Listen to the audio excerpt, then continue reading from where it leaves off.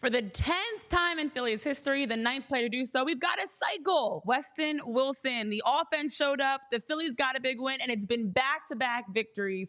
We're talking about all that and more here on PHLY Phillies podcast today, coming up soon.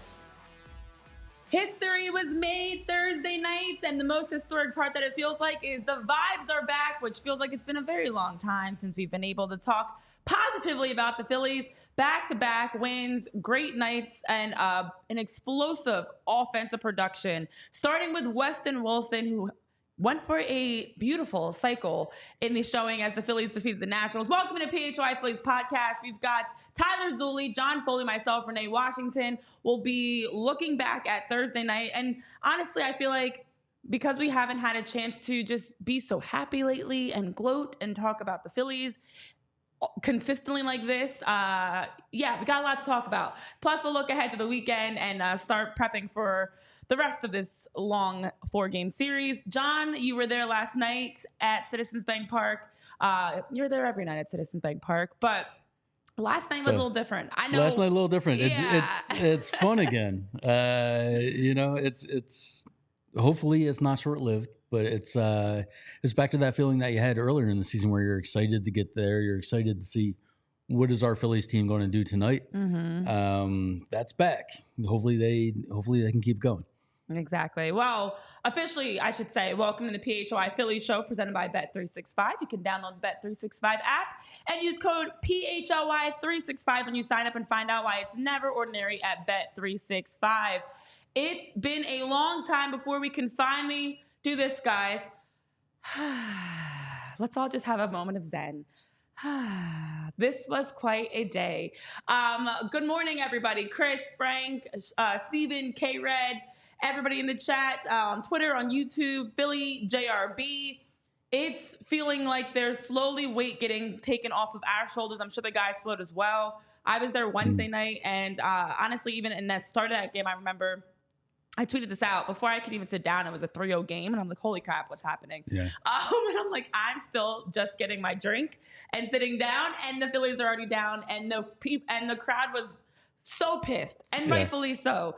But obviously, it started there, and in coming back, winning that game, we got the grand slam from Kyle Wednesday.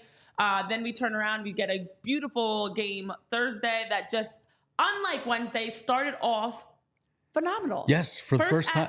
For the first time in so long. I think it'd been 5-6 straight games where the opponent scores in the first inning, which it's totally deflating, especially for a team that's already struggling, losing. Mm-hmm. They come into the ballpark, and all of a sudden you're down 3-0 in the first. So, I think it started with the Schwarber grand slam, obviously, and then they just kept the good momentum going into last night.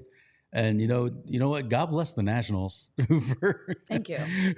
for so long now, for several years in a row. I think have just sort of been the Phillies team that helps them just get right. Mm-hmm. Whether it's starting back in 2022 at the end of the season, earn playoff berth. They had to beat up on the Nationals, and it's still going to this day. And the Nationals aren't even that bad this year. They're not actually. Yeah, I mean, they're under 500, but maybe by 10 games. But they're not a disaster of a team.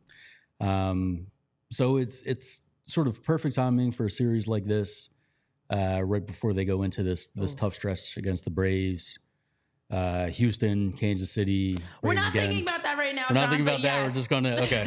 All right, let's just kidding. I'm gonna let you cook. We'll enjoy last night for a little bit before we get into that. Oh my gosh, it is nice to just kind of see them getting back to what they've been doing. As you talk about scoring runs early on, getting hits early on, that's something that we've seen one of the biggest areas of concern or struggle has been the Phillies haven't been able to put together a full game. It's been a slow start, or maybe it's a good start and then they're up a couple of runs and end up squashing that lead, losing, or having stretches of the game where they're not getting hits. Again, forget scoring runs, not getting hits.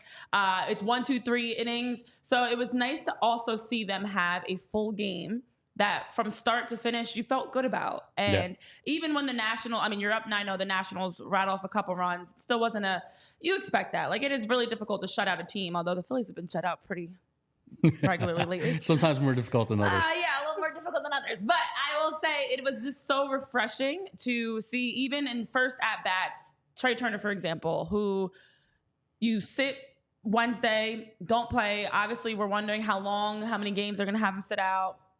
Comes back in, first at bat, you give us something. Bryce, you're getting on base. And then, of course, to see Alec Bohm come in and deliver the 3-run homer was beautiful. And then Nick Castellanos follows up. That's how you're starting the game. That's what's been the success of this team. And the party is on. From there, the party is on because, as you mentioned, it also is contagious. It spreads to the rest of the team. Now the vibes are high. The crowd's not booing you. They're cheering. It was just a really overall good opportunity to see what the Phillies have. This is the talent that we've seen. This is the talent that we know. And yes, it's the Nationals, but it doesn't matter who they're playing. This is what we've seen them doing. So it's nice to get back to, honestly, what we haven't seen in a very long time consistently. Exactly. I think that's one of the most frustrating aspects about this team and why people have been so mad. I think you see teams from other fans of other teams around the league looking at the Phillies record and their position and saying, what are you so upset about? I see this all the time. I was like, well, we see the talent this team has. We saw the hot start they got off to. We know what they can be. And to see them go through a prolonged stretch where they're not playing like that team is so frustrating. It's frustrating for us. It's frustrating for them. So to see him go out last night and just, blow the doors off a team, it's a beautiful thing to see. And it, like you said, Renee, it is contagious. You could almost see the weight getting lifted off their shoulders after, those early runs. And it's like, okay, now they all start to relax at the plate. Nobody's pressing. And you see the result. You got your ace on the mound. He's taking care of business. The hits just kept coming. I think everybody in the lineup had at least one hit. A few guys had a couple more than that, including Weston Wilson, who we'll get to. So it's this is I really think this is the team. This is who they are, and I think hopefully they hit their rough patch at the right time and got it out of the way before the postseason, which is where this team's going. Yeah, that is my hope. I mean, I get nervous, getting excited because this team has been letting us down over the last few weeks of having that breakthrough game. Even obviously for the Dodgers series, you win that series, you feel like that's the changing point. I remember it was Brandon Marsh had a great catch out in, I guess it would have been left field, or was he playing center field at that time? I think it was this last game against Seattle. Right, the Magic Angels in the outfield catch. Yeah, and you thought that was the turning point. And we thought that was it. Like, there have been so many moments that it feels like, okay, the All-Star break, that was it. Like, there have been moments since they swept the Dodgers July 9th to 11th that felt like the breakthrough moment to get right, to get back.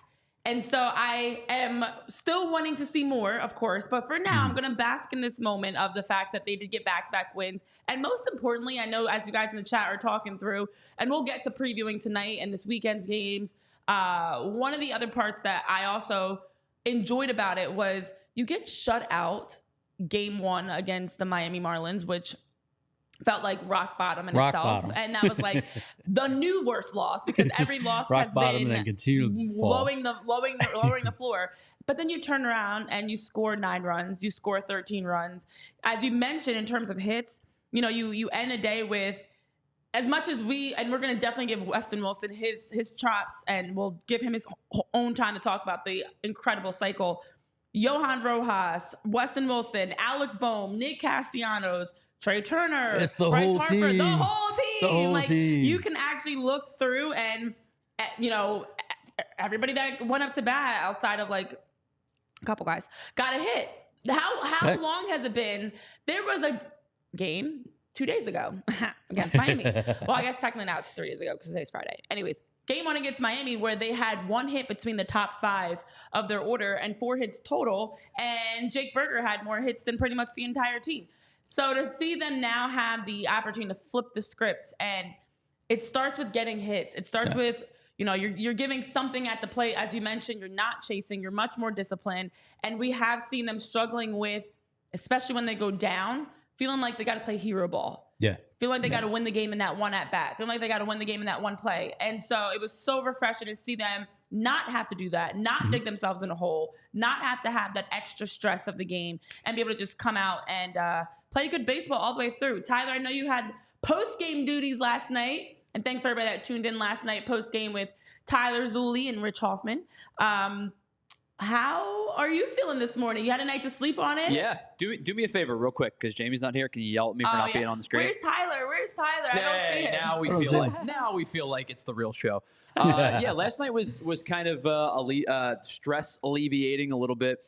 We talked about it, and I hate to let it boil down to one swing of the bat and one pitch and one at bat in one game over 162 games. Yeah. But it did feel like there was a collective exhale when Kyle Schwarber hit that grand slam 2 nights ago, because I thought that the win the loss in Arizona on Sunday, where I think the score line doesn't really indicate the game itself, because Junior Marte was just terrible. Yeah. And I think that, because the Phillies were looking like they were starting to claw back. They had brought it to within 3, I think. And what I'm trying to get at is that game felt like the at-bats were a little bit cleaner. Bryson Stott had a couple of good at-bats. I think that they felt this. It felt a little bit cleaner than some of the other games in that series. You then had an opportunity, and I think Jim Salisbury used the term, the baseball gods are gifting you this 5-game stretch. And you fell flat on your face in game 1. 5-0 shutout, beat by a guy that no one's ever heard of before. Classic. Throwing 90-91 up in the zone, and you were, what'd they have, John? I think it was 17 pop-up or 17 flyouts that game. Yeah, a lot of weak contact. It was just a really bad performance. So to be able to look back on one swing of the bat where it felt to a lot of us that it changed it kind of dictated the course of the next 24 hours. I don't want to say this game felt inevitable, because baseball is a stupid, beautiful, annoying game. But this one felt like it was kind of brewing after that swing of the bat, where you jump on a team early and you have your ace on the mound and he's able to just cruise, and you just continue to pile on and continue to pile on. This one felt like it was just an absolute team collective exhale. Yeah. No, it's a good point you bring up, because the grand slam that Kyle hit Wednesday, as much as to me, I felt like Trey's first at bat was also, there's multiple moments that could be changing. Trey's first at bat last night was that exhale moment. You were off your very first at bat, you get a hit, you get on base, and for Trey, who has been struggling and hasn't been able to do that, I thought that was kind of the moment of okay, we're good, and then it just continued from there. But you can honestly easily point to the grand slam as that moment, because you're down, you're trailing, and that moment the vibes at Citizens Bank Park still were not great. Not great. I myself included was one of those people yelling and I wasn't booing until the guy ran on the field. That was so annoying that the random fan ran on the field like an idiot. But it was feeling like it was going to be a repeat, and oh no, they're going to lose again to Miami. Oh no, what? Come on guys. We're all just kind of encouraging, let's go. And so that moment that Kyle Schwarber hits the grand slam, that is literally when the roof blew off. Everybody was on their feet. The players, you could feel the change. It was something that in that one play was exactly as Kyle's been saying. We're not worried. We're frustrated. We're not worried. We got this. And that did feel like a moment where the team as a whole was able to kind of exhale. And then even for fans and everybody, the atmosphere drastically changed. The weather started to feel a little bit nicer. The drink started to taste a little bit sweeter. Everything got better in that moment. But we've been waiting for that one breakthrough. I just really, really hope this is permanent. Yeah. Don't have the swing back. And again, I hate to say that, but I mean, that's my concern. If this goes on to be the special season that we hope it all is, that Kyle Schwarber grand slam goes down, really near the top of best Philadelphia sports moments. If they don't, if they lose a couple more games in the Nationals and then they go start getting wrecked by the Braves, nobody ever remembers it. But I don't think that's going to happen. No. I do think it was. I mean, it's incredible to have a stadium packed full of people, every single one of them thinking the same thing. You're down 3. Kyle Schwarber, your best home run hitter, is at the plate with the bases loaded. And, I'm not a huge math guy, but like everybody can run the numbers and say, okay, this is what we need right here is a grand slam. And I think you're around the count to 3-0. Everybody's thinking one pitch, one spot. Schwarber's probably thinking one pitch, one spot. And he gets it done. And again, just and everything starts lighting up. I can't speak for the entirety of Philadelphia, but I have a feeling everybody's thought in that moment was just drive something. I'm not looking for a grand slam. Yeah, I mean, that's a special moment that ends up happening. Just find a pitch and drive something. I'll take a single. I think I said to my wife, I'll take a single, a walk, a hit by pitch, a wild pitch, a balk. It does, anything to ignite. Yeah. You're looking for, like you said, John, a one pitch in one spot. You're looking for him to be able to take something and drive it. I don't think any of us could have imagined a grand slam, but it could have been exactly what this team needed. Well, the other thing is, had we had that happen earlier in the season when the Phillies offense was looking good, I think in that moment we're all thinking grand slam's coming. But because of the amount of times we've seen recently, forget just leaving guys stranded and being awful with runners in scoring position, we have seen bases loaded in bigger moments. Yes. Game on the line, multiple times. Game on the line, and all you have to do, as you mentioned, Tyler, is just keep the inning alive. Do something. Walk, balk, hit, single. Doesn't even matter. Give something. And you see them swinging and missing. And then all of a sudden, that's it. All 3 guys off base. That's it. Good try. Yeah. So I do feel like because of the way that the team has been playing lately and just how much we've been so used to getting disappointed, without a doubt in that moment, you were not expecting a grand slam. And that's why I love the fact that it translated. They were able to get after Mitchell Parker last night, who in his minor league career, I know they were talking about, he was a guy that gave up a lot of home runs and walks, and they did a really good job attacking him early. We've seen them go up against a lot of pitchers that we say, oh, this should be a guy that you can rattle early. Over and Valente over, yeah. Belazzo. This is a guy that you can, or Belozzo, excuse me. This is a guy that you can this is the time to get the offense going. This is a minor league pitcher that's just been called up. He's not good enough for you to even be worried. And they go out there and the guy has like 6 a career. innings, 6 scoreless innings. Like the guy has a career high. Over and over it happens. So it's nice to see what should finally happen for once. Finally. And then, hopefully they can keep going. It's Nola Corbin. You got to like the matchup tonight, right? You guys want some numbers on Corbin? Not yet. They're bad. Okay. Not yet. Let's see that. We will get there, though. We will get there because we do have to start looking ahead to tonight. But let's talk through with our friends that can help you prepare for any leaks, issues, anything that needs fixing around your house. Our friends at Ace Hardware have all the not only great products that you need, but also the great customer service. And the great thing about Ace Hardware is that when you go there, Ace is the place with the friendly hardware store. Of course, guys, we know the jingle. They are always going to provide you with all the tools you need, whether you have an air conditioning issue or a leaky pipe or anything else that you're looking to do, plumbing, heating, whatever it may be. Ace is the place to go. And at Ace Hardware, they're helping to make sure that help you. You don't have to walk in and be confused and overwhelmed. They're going to make sure that when you do visit, you are getting all the support that you need and making sure that you're going to find all the products that you're looking for, making your shopping quick and efficient. Instead of you spinning around the aisles looking for which pipe or piece or anything else you need, they're going to help you with all the nuts and bolts. At Ace Hardware, they also just provide you with a great opportunity to have the power of the Ace brand, which they strive to be the best. They want to make sure they're the most trusted provider of home preservation services. And they also have a wide range of residential maintenances, installations, home repair services. Again, plumbing, heating, cooling, mechanical, electrical, whatever it is you're looking to fix, they can help you fix it. Ace Hardware can help you fix a lot of things with the products that they've got. The Phillies needed some fixing. Maybe they went to Ace Hardware because they had some leaks going on with the offense. So now with Ace Hardware and their local teams that provide you the great service, they are serving our community and dedicated to keeping their neighbors comfortable in their homes. You also can take advantage of checking out Ace Hardware yourself. You can visit Ace Hardware Home Services online. They've got acehardwarehomeservices.com to get your project started. Again, you can visit online at acehardwarehomeservices.com to get started on your next project, because now that we're getting back to, I'm going to knock on wood, good baseball for the Phillies, you might want to get, you have some less stress. You might want to tap into some projects. I love some DIY projects. I'm very handy, and Ace Hardware is great and helpful with all of that.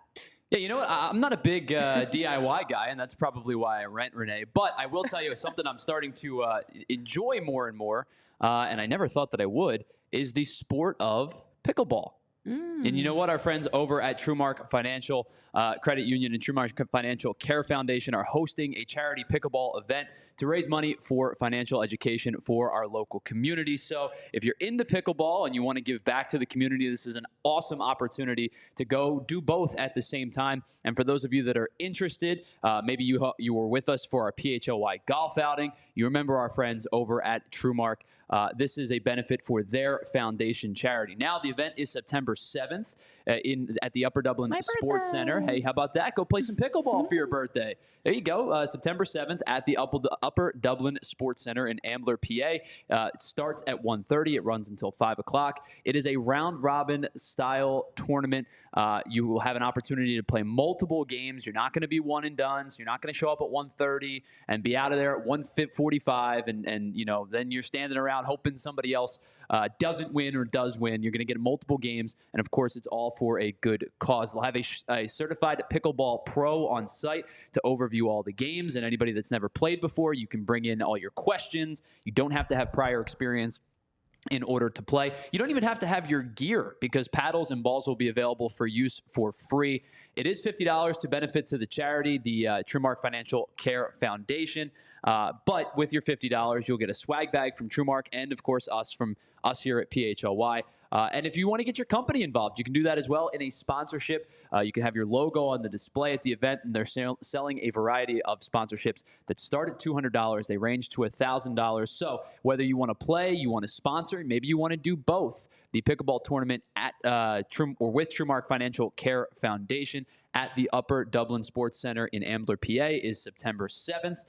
We'll be there hanging out. We're doing some live broadcasting from the event. So if you want to spend a Saturday playing pickleball for a good cause, or if you just want to have a couple of good bites and a couple of drinks for a good cause while you watch others play, head on down to the tournament at Upper Dublin Sports Center on September 7th. And the best part is, as a PHLY fan, if you do want to play, you'll get 10% discount on registration. Just register over at TrueMark.com/PHLY pickleball, and you'll find all of the information for the pickleball tournament on the website.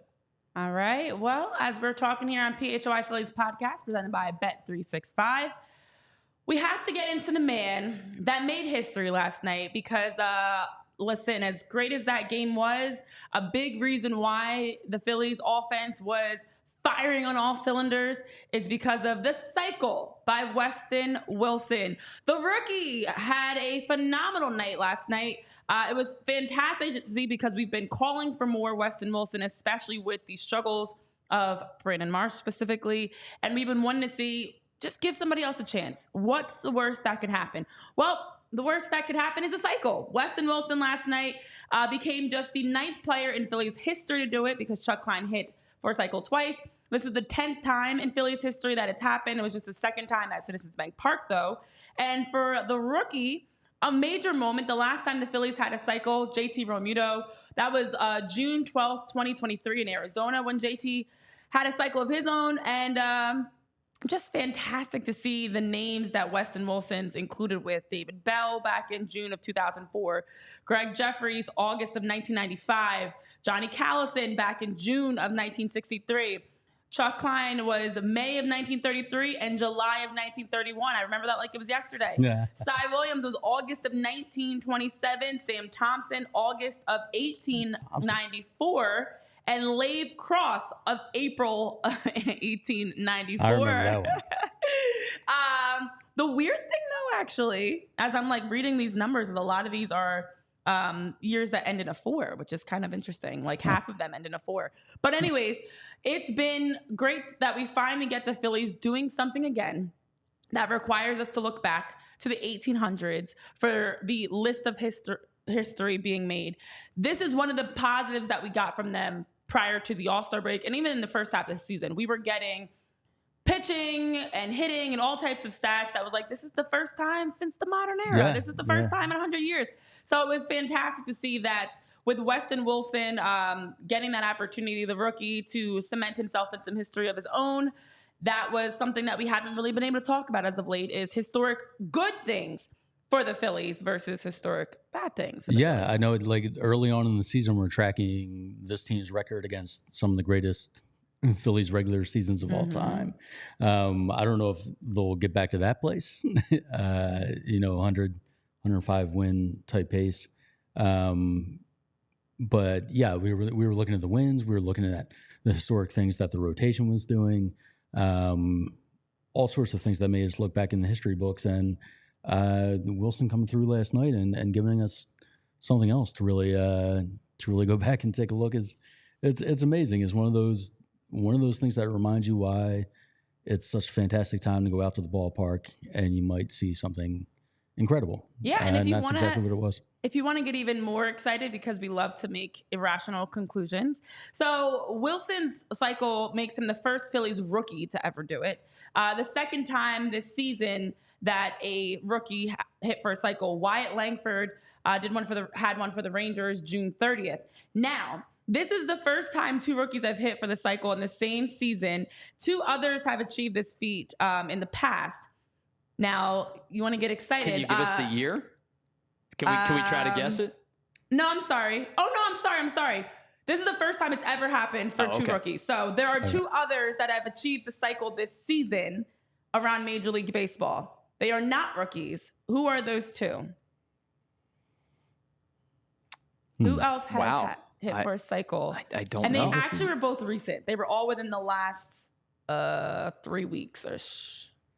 Math is failing me, but almost a month. I think you got to go with some of the guys that have been hot over the last couple of weeks. I was like, get excited, because there's one name in particular that's a great name to be in the company of. But my assumption is I got to think Bobby Witt's on that list. I don't know for certain, but like he's been so darn good lately that that's a good guess. But you're wrong. Okay. All right. Fair enough. They're both. I was trying my hardest not to look it up here. Like the answers are right here on my machine. I know. Don't look at the answers. I'm not looking. Who else has hit for a cycle this season? We've got Wyatt Langford for the Rangers, June 30th. We do have another Texas person, another Texas player that has achieved the feat, and then also staying down south. Well, if I say the state, you're gonna get that one. So another Texas player means that it was an Astro. Yeah, Houston. Good job. Was it Jeremy Pena? Nope, but you're on the right team. All right. I could sit here and just name Astros, but I feel like that's not any fun. Final guess. Jose Altuve. It's not, but just guessing. I like the guess. That's a good guess. It was Yordan Alvarez on July 21st. See, I just would have assumed that he didn't hit the triple.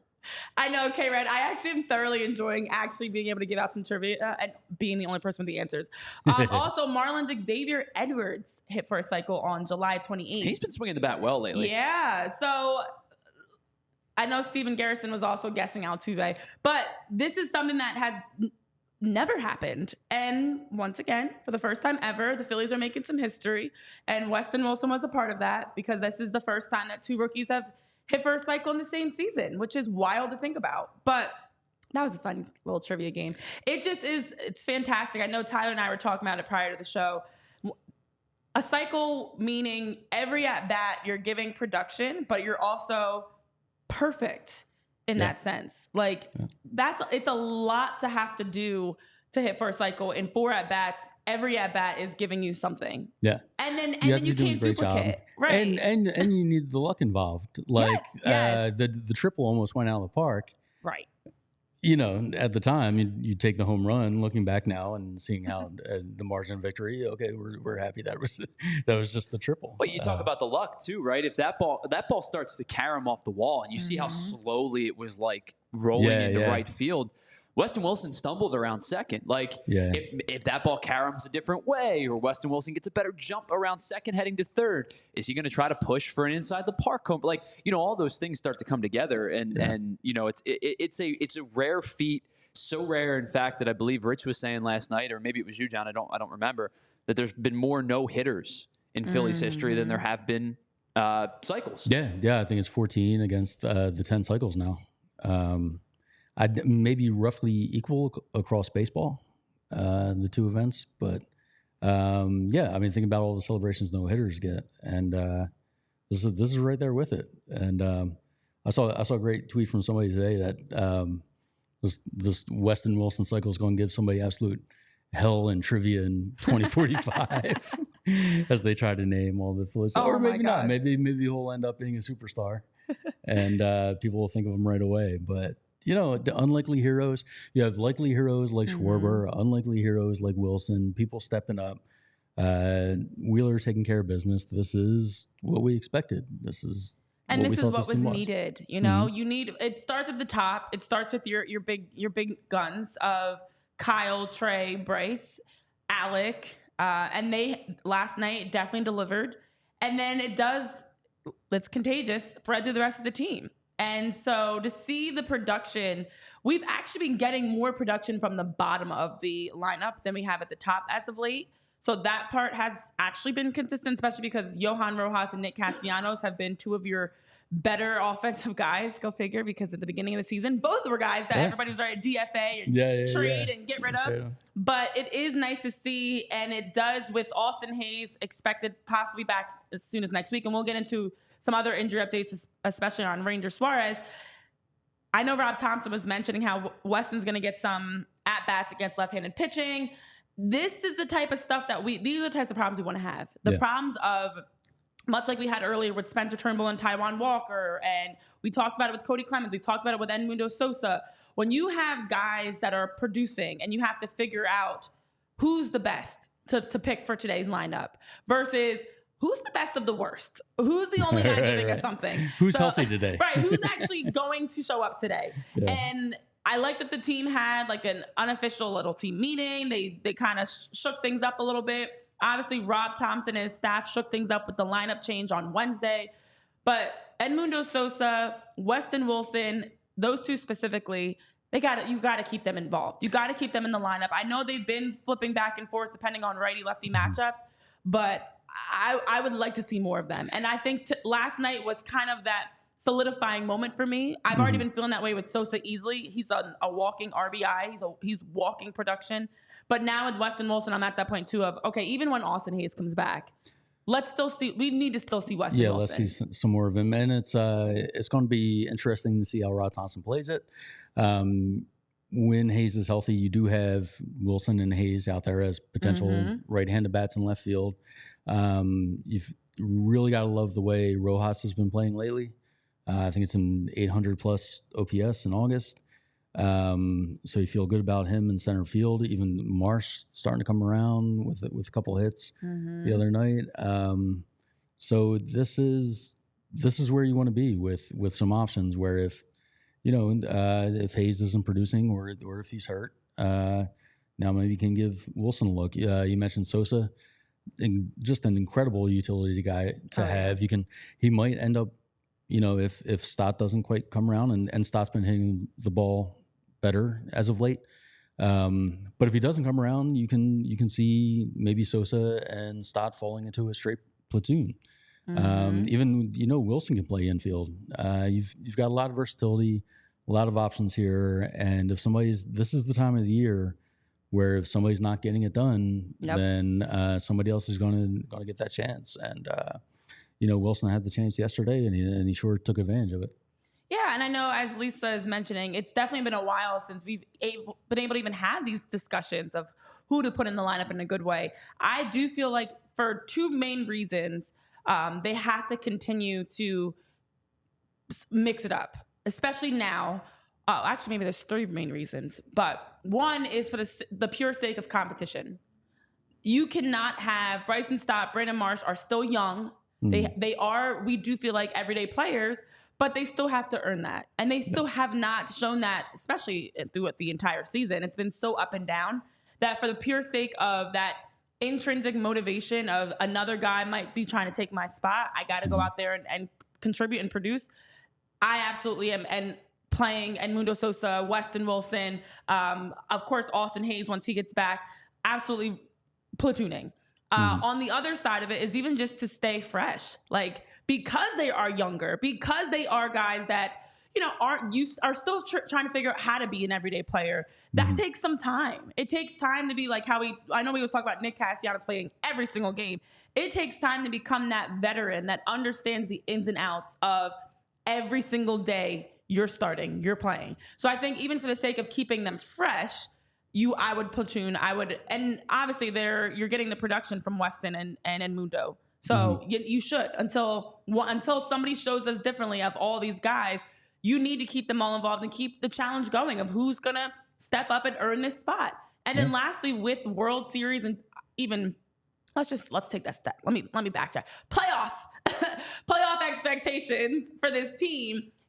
That's a lot of baseball. You never know who you're going to need. You never know injuries. I mean, knock on wood, there are no more, but you never know what's going to happen the remainder of the season. Keep guys locked in, keep guys dialed in case you have to go to somebody out of an injury forcing your hand versus talent. So I love the fact that we're finally in a space again, and hopefully this stays the same and we don't have to go back to the rut of being able to actually talk through this problem of who's the best today. Right. No, absolutely agree. I think it's, you know, we all love Marsh. We all love Stott. They're fan favorites. We've seen what they can do when they're really at the top of their game. But it's absolutely a great luxury to have guys like Sosa, Wilson, now Hayes coming in that can hopefully, you know, light a fire under their ass and say, you know, as beloved as you are, this is not your permanent job, regardless of performance. I think, you know, Stott and Marsh right now, they can look up and see Rojas with a higher average. Which, if you told us that at the beginning of the season, we'd be like, oh, it must have been a terrible year there. But you know, it's a good thing. Like you said, Renee, the competition is always great. Nobody should really feel safe about their playing time. Obviously, they're veterans who know they're not going to be sitting.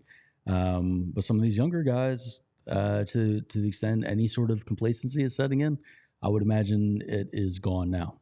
Yeah, absolutely. And hopefully the excitement continues this weekend and the Phillies can keep this going. But if you guys want to keep the fun going this weekend, you know where you can do that?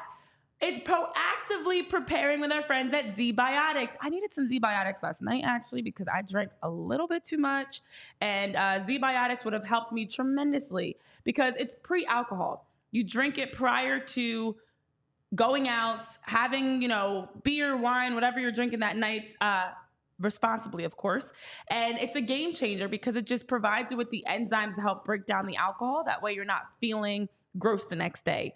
And especially because we are all out here living our best lives, enjoying whether you're at home, out with friends, at a game, on vacation, like Jamie is right now, wherever you are, you want to make sure you're enjoying your time. And there's nothing worse than that crossover. You're drinking, everything feels great, and then all of a sudden, oh, not feeling so hot. And then all of a sudden you wake up the next day, oh, still not feeling so hot. I'm still trying to eat my first meal of the day. It's almost noon. So with pre-alcohol, you can have the advantage of making sure that you are preparing for fun. So you can enjoy it now and still feel good the next day. The pre-alcohol that Z-Biotics has is the world's first genetically engineered probiotic, invented specifically by PhD scientists who are helping to tackle rough mornings. I'd love to have been a test dummy for this science for the experiment of trying to figure out Z-Biotics, because I think I would have been able to contribute a lot to this. But it's great when you think about how they are allowing you to have fun, be responsible, and still feel good the next day. And with their product, you don't have to worry about that lingering feeling that, of the drinks carrying over into the next day. You can pop right out of bed, feeling good, feeling ready to go. So whether it's for vacations, I know I have some weddings coming up for wedding season. I feel like it's always wedding season. Birthdays coming up. September 7th, don't forget. Reunions, whatever else is coming up for you, you can make sure to be prepared with so much going on to enjoy it and get the most out of your summer plans by stocking up on pre-alcohol now. So go to zbiotics.com/PHLY Phillies to get 15% off your first order when you use that code PHLY Phillies at checkout. It's all together, no spaces. Pre-alcohol is backed with 100% money-back guarantee. So if you're unsatisfied for any reason, they'll actually also refund your money. No questions asked. And remember, head to zbiotics.com/PHLY Phillies and use that code PHLY Phillies at checkout for 15% off. And thank you, ZBiotics, for not only sponsoring this show and also sponsoring the good times and keeping the good times rolling. Yeah, and if you're not struggling with your night out, like maybe Renee is a little bit from last night, you may, in fact, be struggling instead with your seasonal allergies, because fall allergies are upon us once again, my friends. And I can tell you firsthand, ever since we brought the little 2-pound monster into our home, the little cat that you've seen over the last couple of weeks here at the PHLY Phillies podcast, who I don't think is leaving our home at this point. My allergies have kind of been through the roof because one of the biggest detriments to fall allergies does include pet dander and fur. And when you bring a new cat into your home, I don't know if you guys know this or not, but cats have fur and pet dander, and they kind of have a lot of it. And this little monster, who is, I say monster, but she's absolutely adorable and a sweetheart, is running around our home nonstop, 2 o'clock in the morning, likes to walk on your face because she's a kitten. And that kind of tends to bring up your fall allergies. And not only is it pet dander and fur, but it's also plants such as sagebrush, tumbleweed, pigweed. There's also dust mites, ragweed, and mold. Anything can spark your fall allergies that can begin as early as now and last all the way through November. Do you want your fall allergies all the way up until your Thanksgiving time when you're starting to get together with your family? You probably don't. Your symptoms could include runny nose, itchy or watery eyes, wheezing, and that's why you're going to want to use antihistamines, medication that suppress the amount of histamines in your body.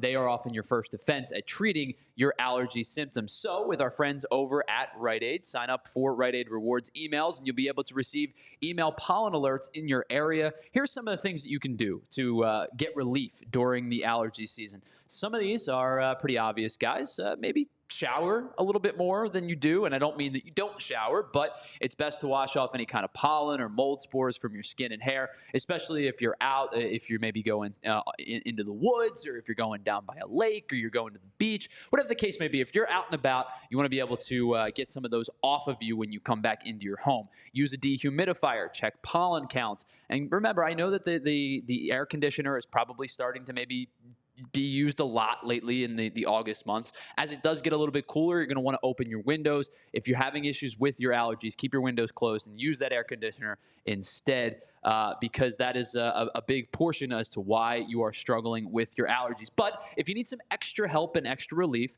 you're going to head over to our friends over at Rite Aid, where they have certified pharmacists who are able to tell you the different types of allergy medication, like a decongestant, and to determine what might be necessary and what kind of steps might be necessary to help you in your allergy relief. You can always ask your Rite Aid pharmacist for recommendations on ways to get relief during allergy season. So thank you to our friends over at Rite Aid for continuing to sponsor this show.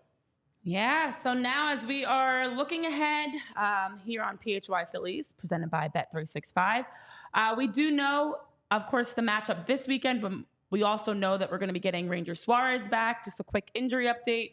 I know that we've been all waiting with bated breath to see when he comes back, but also how he comes back. So great to see that Ranger was able to throw a 2-inning simulated game on the 13th. I know Rob was mentioning how he looked good. His fastball was reaching 90 to 91 miles per hour. His command, his curveball, his changeup were all looking good. And that he has been scheduled to pitch another simulated game August 17th or 18th, and then will be rejoining the rotation with the expectation of that rejoining happening in the Kansas City series, August 23rd to the 25th. And possibly the Phillies could be going to a 6-man rotation when Ranger comes back. Austin Hayes is on track to get back a lot quicker. He will not be active from the IL August 18th when he's eligible, though. He still has some steps to take, so they got to get him back to running the bases. And so with a hamstring, especially with how many hamstrings we've seen, guys, no surprise that they're going to take that a little bit slower. But that being said, this team can continue and you can get Ranger back healthy, even Austin Hayes back healthy. It definitely makes you excited. Yeah, especially Ranger. I mean, if we think the Phillies are going to get back to that team they were in the beginning of the season, it was really the starting pitching that was so dominant. And Ranger was such a huge part of that, maybe more dominant than anybody. If he can come back and be fully healthy and pitch like he did earlier in the season, now you've really got things rolling again. Because you feel good about Wheeler, Nola's Nola. And then you've got Ranger. I mean, when you talk about a 6-man rotation, Renee, you hear lots of people saying that. But you got to find 6 starting pitchers. Yeah. And, Phillips, it was a great story early on, but has been getting shelved as of late. You're still not feeling great about Taijuan Walker yet, although I do think that last start was more encouraging than a lot of people gave him credit for. He struggled early and then settled in a little bit. I think I don't think he was ever fully healthy early in the season. Yeah. Had a late start to spring training. But the broader point is just, if you want to go to a 6-man rotation, right now you've probably only got about 3 pitchers that you feel good about, and that just demonstrates Ranger Suarez's value to this team. And you hope he comes back and can be as dominant as he was before. And I think he will. I think he'll do it. Yeah, it's definitely feeling more like a 3-man rotation these days than a 6-man potential. We do also have the matchup this weekend, of course. Tonight, it starts with Aaron Nola. He's 11-6 on the season with a 3.60 ERA, 138 strikeouts, going up against good old Patrick Corbin, who's 2-12 with a 5.98 ERA, 97 strikeouts. We have Saturday. It will be Christopher Sanchez back on the mound, who's 8-8 on the season with a 3.63 ERA. Has dipped a little since some recent struggles. 104 strikeouts, going up against Mackenzie Gore. Lefty versus lefty. He's 7-10 on the season with a 4.50 ERA. And then on Sunday, it is Taijuan back. Taijuan Walker is back on the mound. 3-4 on the season, 5.68 ERA. Of course, his debut back to the mound we just saw this past week. So interested to see what he's going to look like in round 2. Going up against Jake Irvin. Irvin, who's a righty, is 9-10 on the season with 3.72 ERA, 122 strikeouts. So a couple of things I want to definitely talk about as we wrap up. One, as we're looking ahead at the pitching matchups here, and there's a nice layout for you because we've got an early start on Sunday, which is beautiful to see. I'm excited to see what we're going to get from everybody this weekend. I think all 3, Aaron, Sanchi, as the guys call him, and Taijuan, all have something to prove.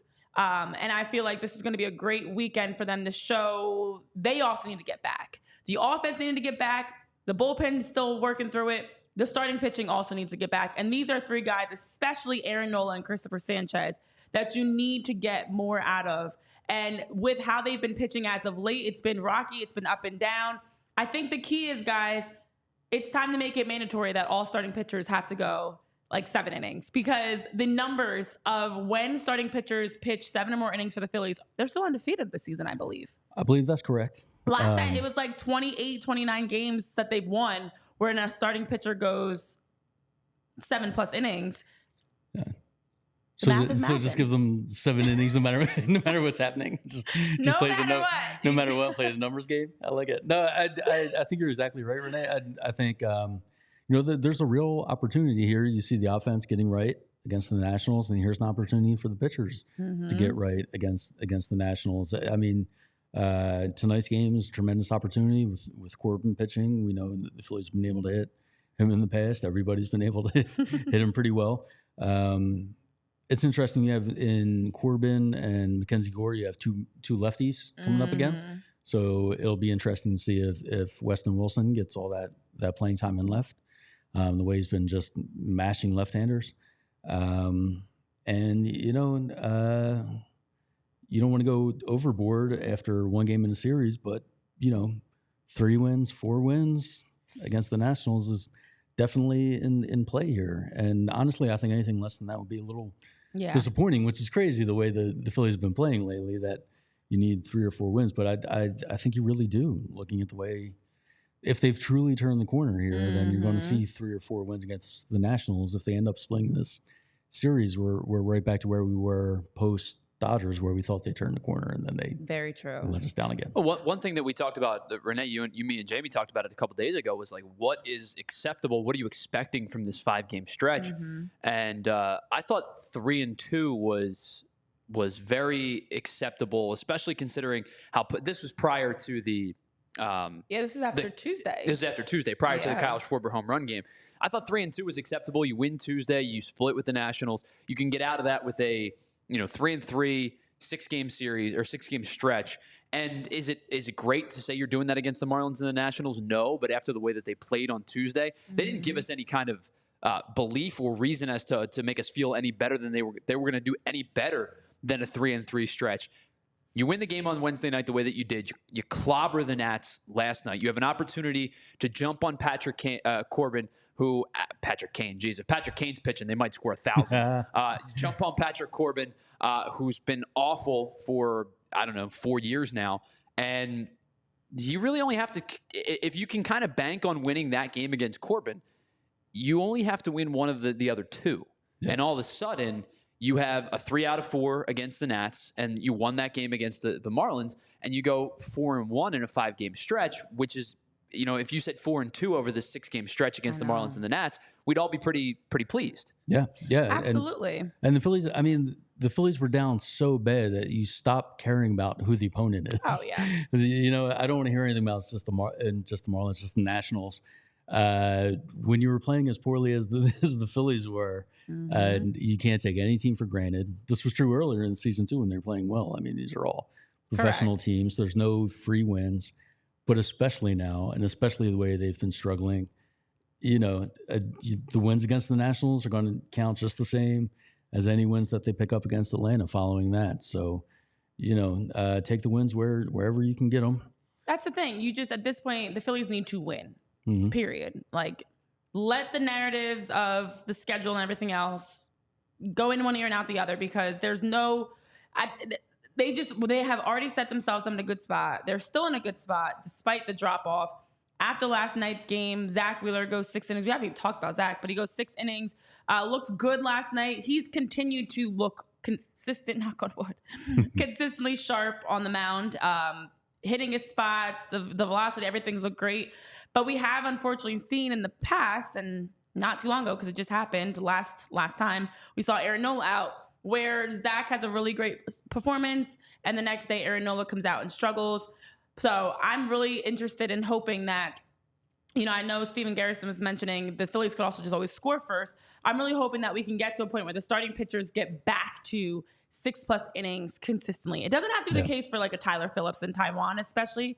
I think Taiwan coming back from injury, you want to allow him to ease back in. And I feel like when he came off the IL earlier this season, I thought they rushed him too much. And we saw the drop off by the 5th, 6th inning that he couldn't get out of it. He couldn't throw strikes. And so I think for him and Tyler Phillips, for as long as Phillips is in the rotation, whatever they give is fine. But for the top 4, once Ranger returns, I'm including him, of course, Ranger, Christopher, Aaron, and Zach need to go 6+ innings. And we definitely need to get the offense continuing to get back to, or I should say getting back to, not continuing, scoring first and keeping their foot on the gas. Yeah. Full game, full offense. And tonight against Patrick Corbin, Mr. Could have been a Philly, this is a good opportunity. I know, Tyler, you've got some fun stuff on your buddy Patrick. Oh, you could call it fun. It might be fun for everybody else. These are Patrick Corbin's last 4 years, in which, by the way, he's basically made every start possible. 32 starts last year, 31 in each of the last 2 seasons. Guys, this guy's made 117 starts in the last 4 years. Hey, he's consistent. I'll give him that. Look at these numbers. We talk about that, we talk about wins and losses are not always paramountly a pitcher stat, because it depends on who you play for. And we know the Nationals have not been very good. This guy over the last 3 years has lost 16, 19, 15, and now he's 2-12. And you could say again that the Nationals over the last couple of years have been, kind of a doormat. And because of that, like, you're going to lose games maybe you shouldn't, and you're not going to win some games that maybe you should.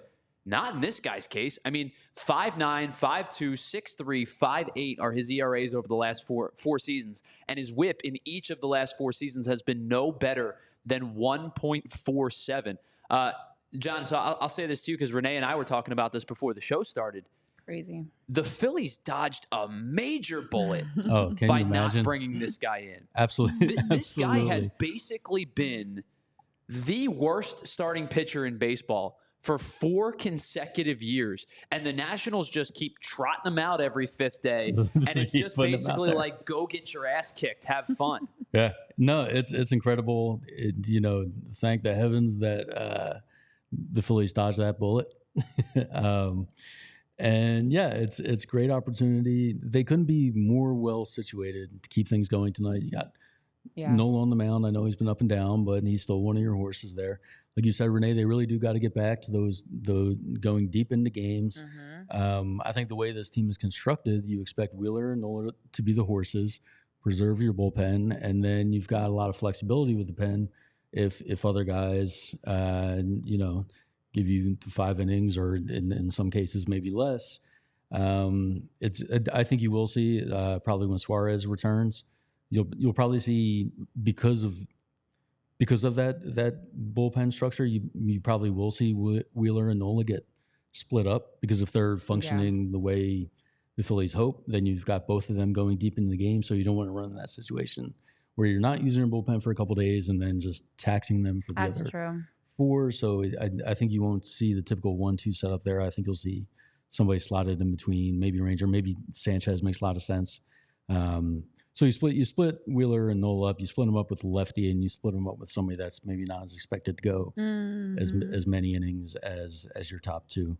But yeah, as far as Corbin goes, I'd be shocked if the Phillies don't get after him tonight. I know sometimes the Phillies struggle against pitchers who aren't that great, but typically it seems to be against rookies, guys they've never seen before. Somebody like Corbin, he's a known quantity, and it'd be a big disappointment if they don't churn out some runs tonight and keep this thing going.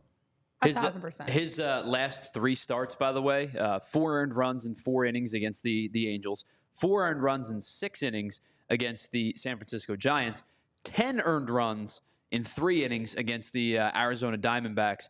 And by the way, giving up 13, 7, and 8 hits over those 13 innings pitched. So he's given up 28 hits in 13 innings to go along with 18 earned runs. I feel bad for the guy. I feel like I'm just ragging on him, but he's been dreadful. Yeah, that's pretty bad.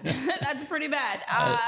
It is crazy because when you think about all that was done to try to bring him in, and how, as we talk about the numbers, how bad Patrick Corbin's been. I know John Peace in the chat is mentioning how the Phillies, a major bullet dodged by not signing him. I really wonder, and I don't want to think about this because for as frustrated as we get with this team at times, this would be even more frustrating. Like, think about what we could have been had Patrick Corbin become a Philly.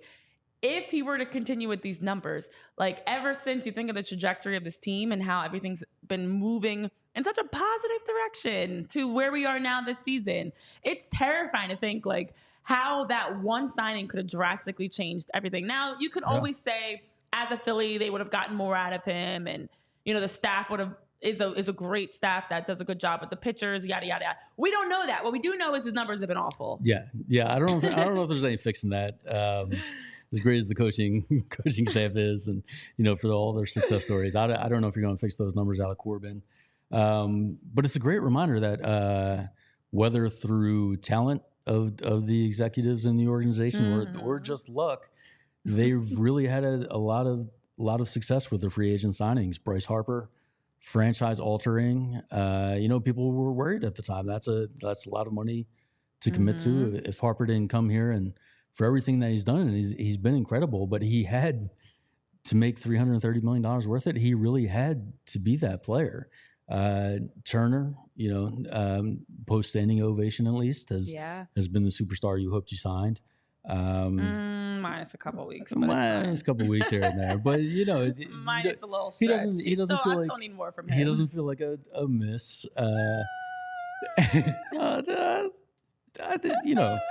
There's a guy at Wednesday's game that was, because I was like trash talking and saying all types of just random things. No. At the game, and he was literally like, Trey Turner's been the worst signing ever, and was just like ragging on him. And I honestly like to be honest with you, I kind of could see where that's the case, just because of how inconsistent he's been. We've gotten really good Trey Turner, and we've gotten really bad Trey Turner, and the errors and the awful at bats. Oh, the errors. The errors are inexcusable. Sir, can I introduce you to Danny Tartable? You talk about the worst free agent signing ever. Yeah. I mean, but this thing, Adam Eaton. Yeah. Oh gosh. No, we don't need to go down this. Please, let's not go down the dark path. I wanted to talk about good things. I want to talk about Kyle Schwarber signing and how fantastic that's worked out. Castellanos, probably not worth quite as much as they gave him, but he's, and lately he's been hitting better, and he's a guy. Nick, Trey. But I feel like Taiwan evens out with Zach Wheeler in terms of pitchers poached from the Mets. You hit on one out of the two. Okay, so maybe not a completely stellar track record, but they haven't done anything that really completely hamstrings their future. Well, yeah, I think to your point, when you really think of it, you're guessing. You don't know how guys are going to come in and fit in with your clubhouse. You have no idea how it's going to translate to when they're wearing a Phillies jersey, and especially younger guys, but actually even older guys too, because the Whit Merrifields and the veterans of the world. You're hoping you still have a few more good years of them. You're hoping they're not starting to decline and regress. So it is a lot of guessing and research. Of course, it's not just guessing. There's a lot of very, very good research and data that goes into it and work. But you have no idea. And so to think, okay, these are guys that maybe you just overpaid a little bit. Maybe their contract's a little bit higher than what it could be, but they're not awful. Patrick Corbin would have been awful. Like, as much as you guys want to rag on Taijuan Walker or Nick or even Trey and whoever else, nobody is as bad as those numbers you just read for Patrick Corbin, Tyler, because that's been awful. So bad. So bad. So hopefully tonight he will be bad again. Keep it going, Patrick. We love this for you. Please continue being consistently bad. Yeah. At least for one more night. If you're going to be bad, continue to be the absolute worst. Don't change now. Keep it going. And then maybe you decide at a later time against a different team to actually be better and actually be able to have impressive numbers. So tonight, again, Aaron Nola versus Patrick Corbin. Before we get through the rest of this weekend, John, you'll be down there, of course, at the ballpark doing fantastic work as always. So make sure to stay tuned for all the updates coming from John. Jim Salisbury will be putting out his usual pieces. We'll continue following the games. And hopefully, guys, we can also continue talking through fun Phillies baseball. Feels like the team is back. Let's hope that this weekend proves that they are absolutely back by closing out and winning this series against the Nationals. No splits, no losses. I'll take a sweep, but I'll just take a win. Just win this series. All right, so we'll see you guys back live. We'll be here Monday, 11 a.m., back live again. We do have some upcoming events. Make sure you are checking out. We've got a watch along next weekend, the 22nd. And then we've got our live show and watch party right on cue, Tyler. On the 29th, you guys can join us at Top Tomato. We're going to have some great Miller Lite specials for you. We're going to give away some Phillies tickets as well as some merchandise you can win. Hang with us down at Top Tomato on August 29th for that series against the Braves that we'll be able to, hopefully by then, absolutely be talking good Phillies baseball with you guys in person. And yes, since he's not here in person with us, Jamie gets his lovely photo that he loves the most in the corner. I love that as we wrap up the show. So for Tyler, John, myself, Renee, and virtual Jamie, thank you so much for joining us today on PHLY Phillies presented by Bet365. Let's go Phillies! Win the series. We'll see you guys on Monday. We all silly.